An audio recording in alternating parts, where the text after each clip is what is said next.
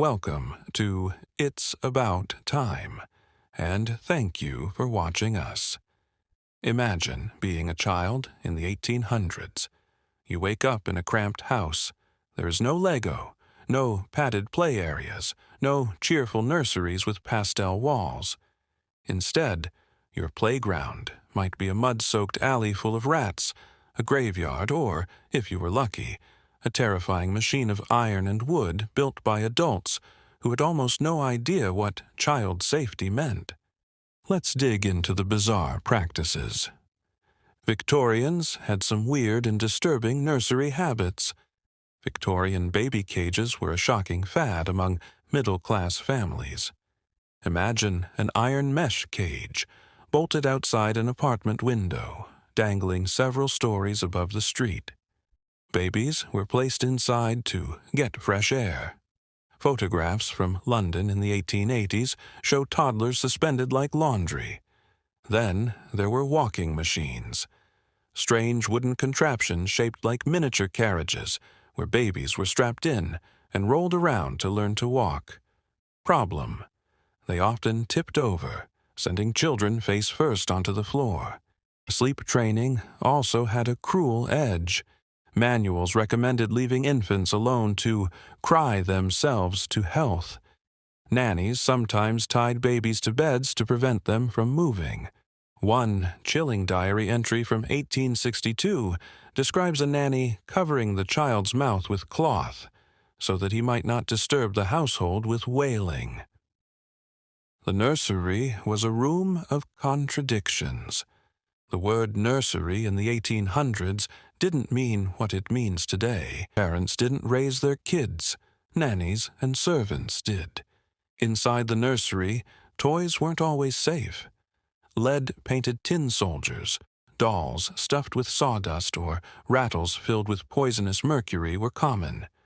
For poorer families, the nursery was usually just the kitchen floor.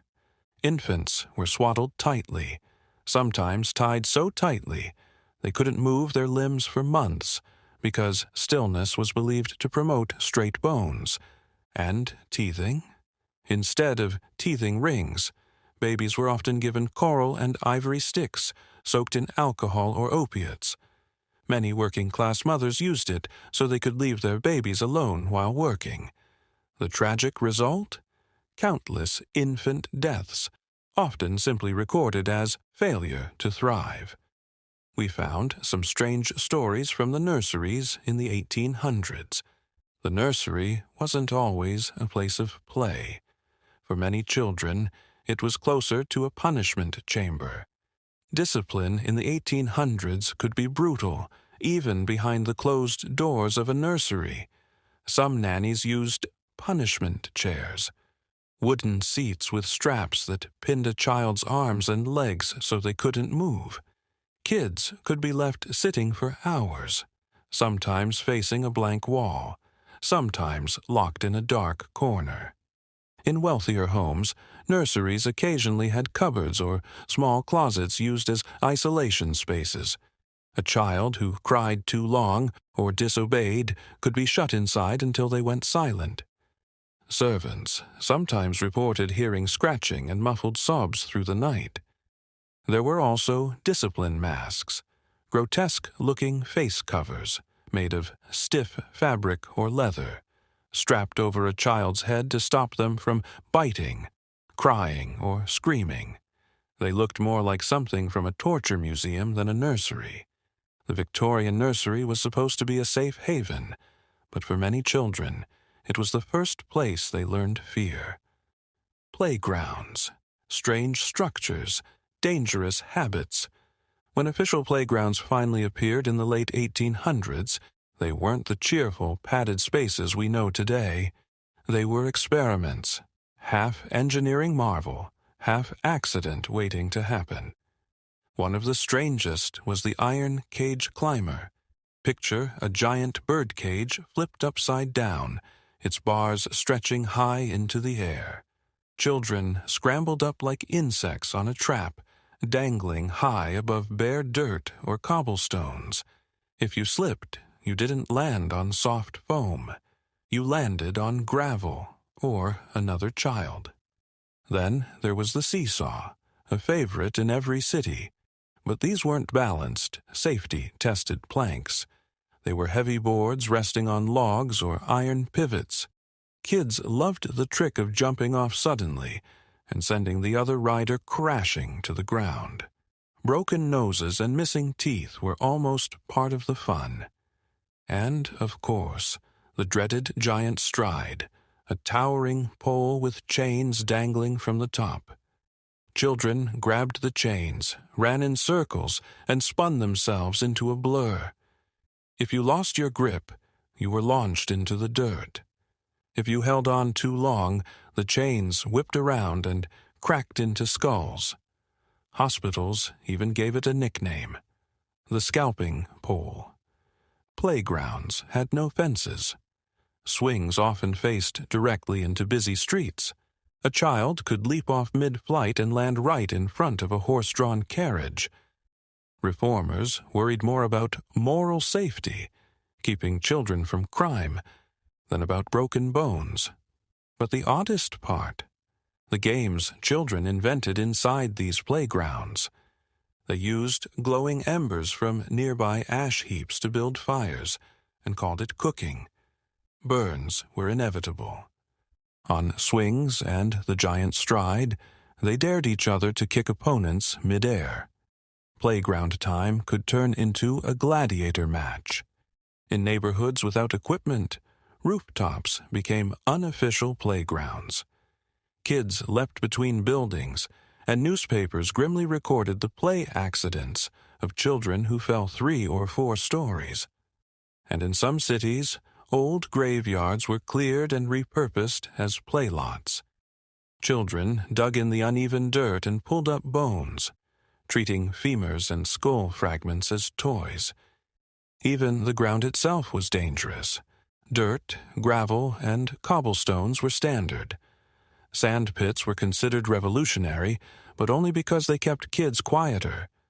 Splinters from rough wooden planks, rust from unpainted iron frames, and jagged nails sticking out of beams were everyday hazards. Cuts, bruises, and even concussions were brushed off as lessons in toughness. Playgrounds weren't built to protect children. They were built to control them. So when you picture a Victorian playground, don't imagine slides and monkey bars. Imagine cages, whipping chains, and rooftops. Places where play and pain lived side by side, and where every game carried the risk of blood. The birth of the playground movement. The very idea of an official, safe place for children to play came from a dark fear that poor children left in the streets would grow up to be criminals. In Germany, around the 1850s, Friedrich Froebel, the inventor of kindergarten, suggested children needed structured play areas to grow morally and intellectually. Early play gardens appeared, but they weren't soft grass and slides. They were bare, open lots with maybe a few climbing frames made of iron poles set in concrete. But soon, they introduced structures that looked like half toys and half torture devices. One popular item was the giant stride. Picture a tall pole with iron chains dangling from the top. Children grabbed the chains, ran in circles, and swung their bodies outward, basically a homemade centrifuge. If you lost your grip, you were hurled into the dirt, or, worse, into another child's skull. Reports of broken arms, shattered teeth, and concussions were common. Then there was the whirl-a-gig, an early merry-go-round, a heavy iron disc spun manually, so fast that kids were flung off at bone-breaking speed. Slides weren't smooth metal. They were wooden planks, often splintering, sometimes propped against fences. Early swings, heavy wooden seats on iron chains. They could knock a child unconscious with one miscalculated swing. The bright side, seeds of modern childhood. Not everything about 1800s childhood was grim or dangerous. In fact, Some of the most important ideas about play and learning were born in this period. The first kindergartens popped up in Germany and then spread across Europe and America. They were small rooms filled with simple blocks, sticks, and balls, humble beginnings of what we now think of as toys, designed to teach creativity. And for working-class families who couldn't afford nannies, charities began opening day nurseries. These were early versions of daycare, often run out of church basements or converted houses. For the first time, poor children had supervised play indoors, dolls, picture books, even music time. It wasn't glamorous, but compared to the streets or the factory floor, it was life-changing. The story of nurseries and playgrounds in the 1800s is one of extremes. On one hand, you had dangerous iron contraptions, opium-laced syrups, and babies dangling in cages above city streets. On the other, you had visionaries planting the seeds of modern childhood, safe spaces, educational toys, and the radical belief that play itself had value.